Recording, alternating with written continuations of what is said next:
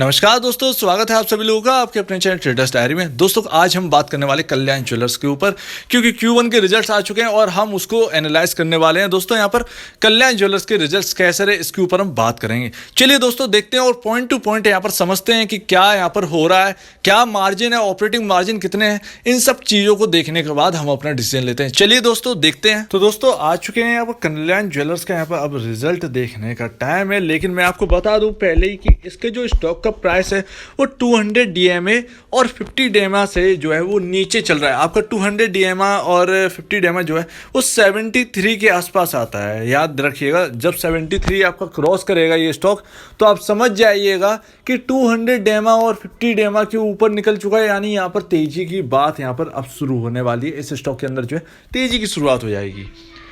उम्मीद है आपको समझ में आ गया होगा।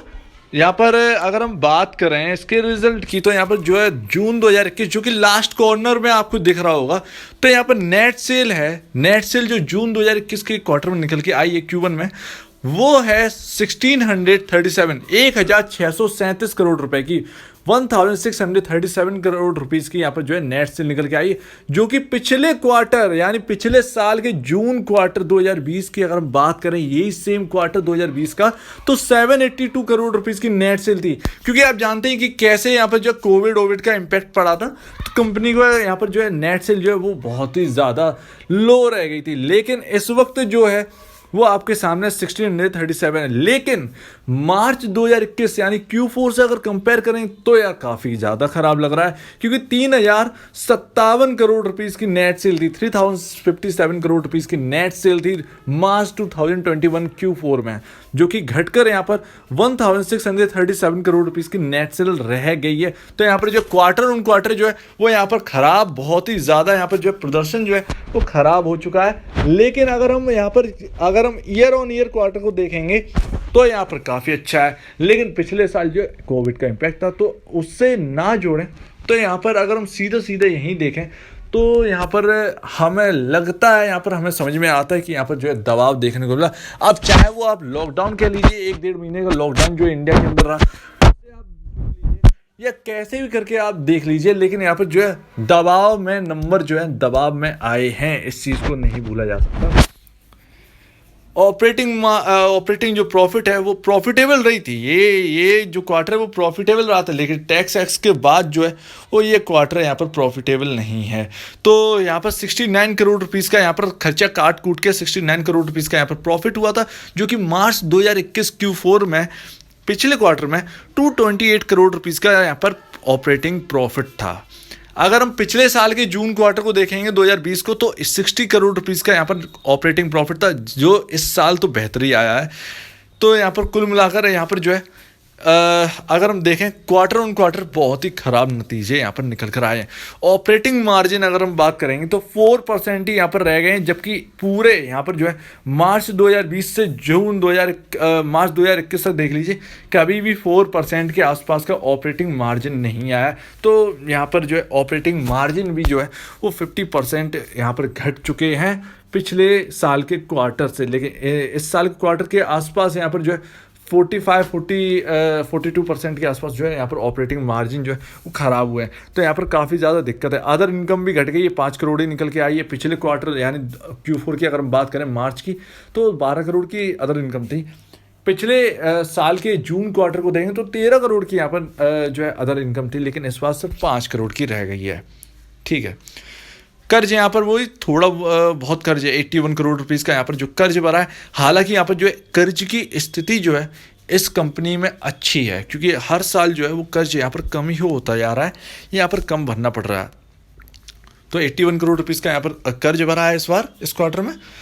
और प्रॉफिट अगर देखें तो ये दोस्तों यहाँ पर 65 करोड़ रुपीस का यहाँ पर जो है लॉस हुआ है। 65 करोड़ रुपीस का यहाँ पर अगर हम पिछले क्वार्टर की बात करें, Q4 की बात करेंगे, Q1Q की बात करेंगे, मार्च 2021 की क्वार्टर Q4 की बात करें तो 98 करोड़ रुपीस का प्रॉफिट था, जो कि इस बार लॉस में आया है। और पिछले साल जून 2020 के अगर सेम ईयर मतलब जो है पिछले साल जो है सेम क्वार्टर की बात करें तो 77 करोड़ रुपीस का लॉस था, जो कि इस बार 65 करोड़ रुपीस का लॉस है। तो यहाँ पर जो है पहले तो बहुत ही ज़्यादा जो है दबाव देखा गया था, पहले तो लॉकडाउन इतना कड़ा था जो है, तब यहाँ पर जो है अच्छा खासा मेंटेन किया था, लेकिन इस बार तो कम यहाँ पर जो है दबाव जो है, माफ़ कीजिएगा, लॉकडाउन का जो है कम प्रभाव यहाँ पर देखने को मिला है, लेकिन तब भी यहाँ पर जो है क्वार्टर अच्छा नहीं आया। कुल मिला के ये क्वार्टर यहाँ पर ठीक नहीं है। Q1 2022 का यहाँ पर जो क्वार्टर है वो अच्छा नहीं निकला है। कुल मिला के यहाँ पर बात ये, और वही शायद जो है वो नंबर पर भी रिफ्लेक्ट कर रही थी, यही चीज़ यहाँ पर जो है। तो कुल मिला के यहाँ पर जो है 51 करोड़ का लॉस हुआ है। टोटल मिला मिलू के यहाँ पर जो है 51 करोड़ रुपीज़ का लॉस है। तो जो EPS 0.72 था वो अब -0.50 हो गया है। तो यहाँ पर जो है नंबर्स में मात खा गया है ये स्टॉक, यहाँ पर नंबर अच्छे नहीं है दोस्तों, और आपके सामने हर चीज़ है। अब जो दबाव है जो कुछ भी है, लेकिन यहाँ पर कुल मिला के नंबर अच्छे नहीं आए हैं। अब स्टॉक की बात करें तो स्टॉक 250 डेमा से नीचे है। जब तक आपका 73 क्रॉस नहीं करेगा तब तक आपको यहाँ पर दबाव देखने को मिलता रहेगा, यहाँ पर मिल सकता है दबाव, और वो पूरा ब्रॉडर मार्केट ही अब मार्केट में टूट रहा है। तो उसका प्रभाव जो है, वो जो इम्पैक्ट है वो इस स्टॉक के ऊपर भी दिख रहा है, साथ ही बाकी के स्टॉक्स पर भी दिख रहा है। ऐसा कोई बात नहीं है कि यहाँ पर जो है दबाव आपको ना दिखे। कुल मिला के आपके सामने पूरा डिटेल मैंने रख दिया है, आपके सामने पूरी बात हो चुकी है। ये रहे रिजल्ट। अब एक बार चार्ट को हम एनालाइज कर लें तो हमको समझ में आ जाएगा, लेकिन यहाँ पर पूरी बात ये है कि यहाँ पर क्वार्टरली रिजल्ट जो है वो एकदम एक्सपेक्टेशन को मीट नहीं किए हैं। उम्मीद है आपको समझ में आ गई होगी दोस्तों। तो दोस्तों ये चार्ट है कल्याण ज्वेलर्स का आपके सामने, और मैं आपको बता दूं लगातार हम चार्ट के ऊपर लगातार हमेशा बात करते रहते हैं। ये देखिए 10 जून का ये दिन है, कुछ ही दिन हुए थे लिस्टिंग के, 19 मई के दिन लिस्टिंग हुई थी और 10 जून का ये दिन है। यहाँ से प्रेशर बनना स्टार्ट किया और अब तक यहाँ पर प्रेशर बना हुआ है, और लगातार हम MACD पर ये हम बात करते रहते हैं। हर जैसे ही हम कल्याण ज्वेलर्स पर बात करते हैं तो चार्ट पे जरूर बात करते हैं। ये देखिए 4 दिन ऐसे हैं कि यहाँ पर सेलिंग प्रेशर जबरदस्त बना है। यहाँ पर देखिए दोस्तों, ये लमसम लेवल है मेरे ख्याल से, माफ़ कीजिएगा, ये दिन है आपका 5 अगस्त का दिन है, और 5 अगस्त से यहाँ से सेलिंग प्रेशर बन रहा था, और दोस्तों यहाँ पर जो है और सेलिंग प्रेशर यहाँ पर बनना स्टार्ट हो गया। जरा सी भी यहाँ पर जो है कोई भी छूट नहीं है कि यहाँ पर सेलिंग प्रेशर थोड़ा सा कम भी हो जाए। इस चीज़ को याद रखिएगा दोस्तों। यहाँ पर अब अगर हम बात कर रहे हैं, ये तो MACD पे यहाँ पर जो दिख रहा है, लेकिन जो हमने बात कर ली कि RSI हुआ, ये सब हुआ, इसके ऊपर भी बात कर ली हमने। अब जरा आप ये देखिए, सबसे इम्पोर्टेंट लेवल था, जो लेवल यहाँ से ये जो है चढ़ना स्टार्ट हुआ था, ये लेवल था 66.70 का लेवल जो है, यहाँ से ये सबसे इम्पोर्टेंट लेवल था। आपको अगर मैं आपको बताऊं, ये देखिए यहाँ से जोरदार तेजी हुई थी इस स्टॉक के अंदर। लमसम आपको दोबारा 88-89 के लेवल, 90 रुपीज़ के लेवल यहाँ पर दिखाई देगा, लेकिन उस लेवल को इसने वॉयलेट कर दिया। यहाँ पर जो है यहाँ पर टोटली यहाँ पर डिस्ट्रॉय हो चुका है ये जो लेवल सबसे इंपॉर्टेंट था 66.70 का।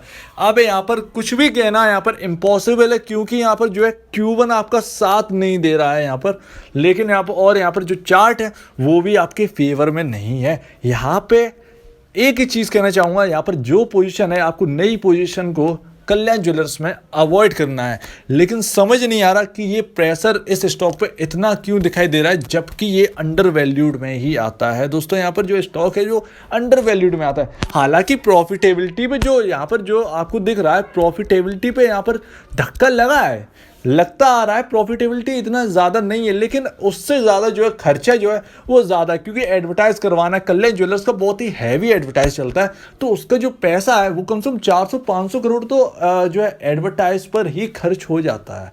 एटलीस्ट यहाँ पर 400 to 500 करोड़ रुपीज़ यहाँ पर जो है, क्योंकि यहाँ पर जो है जितने बड़े चेहरे इन्होंने रखे हैं वो सब यहाँ पर सुपरस्टार्स हैं, और उनको लाने में यहाँ पर जो है एक मोटी रकम चुकाने पर, तो वही है यहाँ पर जो है यहाँ पर खर्चे काफ़ी ज़्यादा हैं कल्याण ज्वेलर के। उनको जो खर्चे हैं वो शायद थोड़ा सा कम करना चाहिए, जिसकी वजह से प्रॉफिटेबिलिटी डाउन आ रही है।